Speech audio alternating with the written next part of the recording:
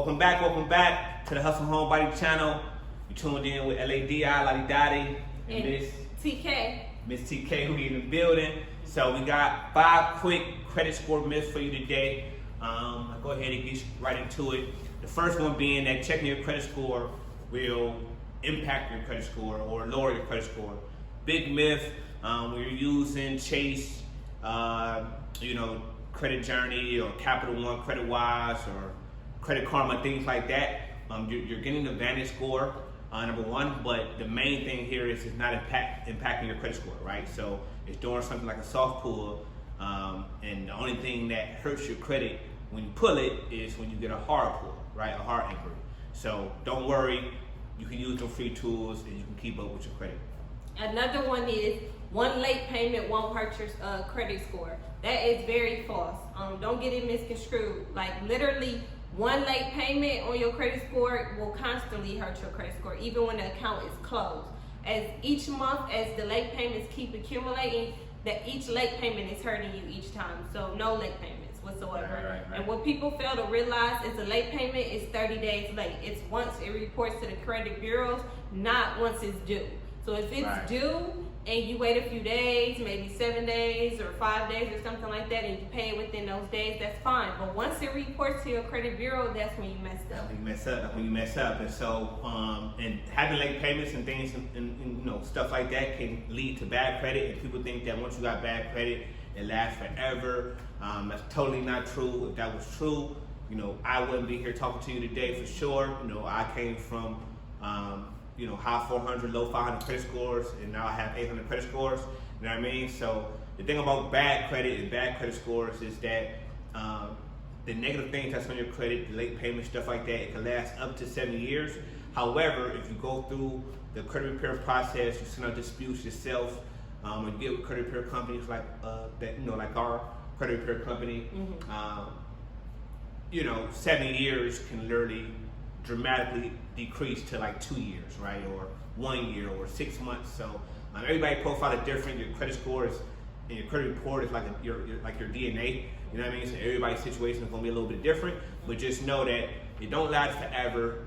At worst case scenario, it will last 7 years. But you can get it taken care of way faster than that. What about another one? Another one is that everybody has a credit score, which is not true. Right. Most people do have a generated credit score, but think about it. If you don't have anything to report to your credit score, nothing will report, so it won't populate anything. Right. And another thing, if you have a credit score and you get everything removed off of it, you can lose your credit score. That's why you want to be adding positive accounts as long as you're removing them. So you want it to be a constant thing. You want to do them both at the same time. Definitely, you know what I mean? But I'm going to tell you right here, no credit is better than bad credit. You know what I mean? I take no credit or bad credit either any day, because I know I can rebuild that no credit, bad credit. I got to go through that process, right? But I go to another myth, right? Another myth is that paying a collection will, one, make your credit score better,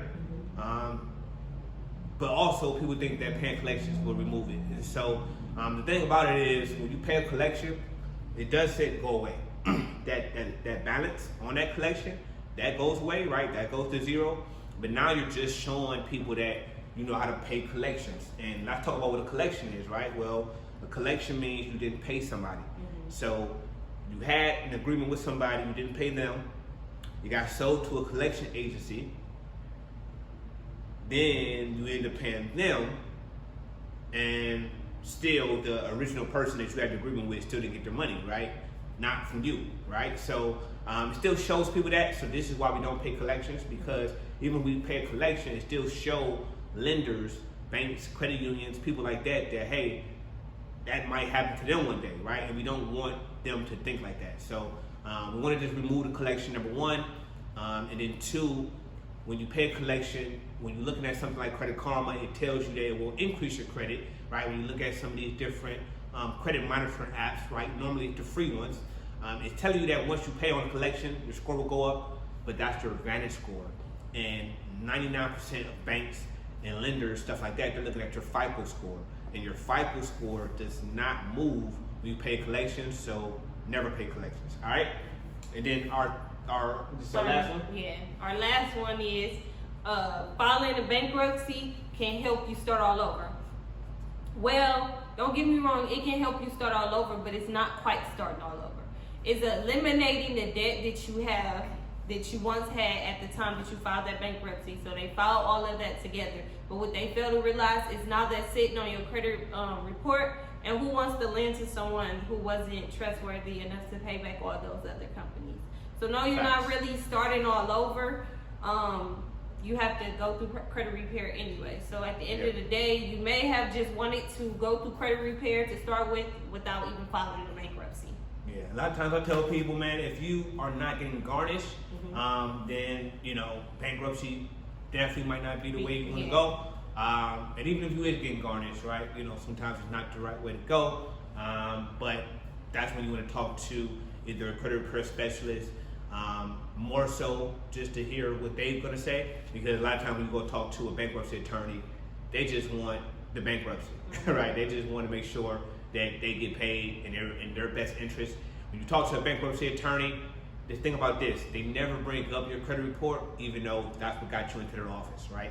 And so a lot of times you just need to go through credit repair, you know what I'm saying, instead of following that bankruptcy, because yeah, it zero out the debts. However, it does not remove that negative, you know, that negative remarks and the negative accounts off your credit report. And so, hey, you still gotta deal with that. You know what I mean? And when you go apply for stuff, people see that, and like TK said, you know, now that's something that they could use to make their decision on giving you credit or not. So, hey, if you're new to credit, make sure you download and grab our free credit ebook. Text the number 216-616-2616, the word CCG, the letter CCG.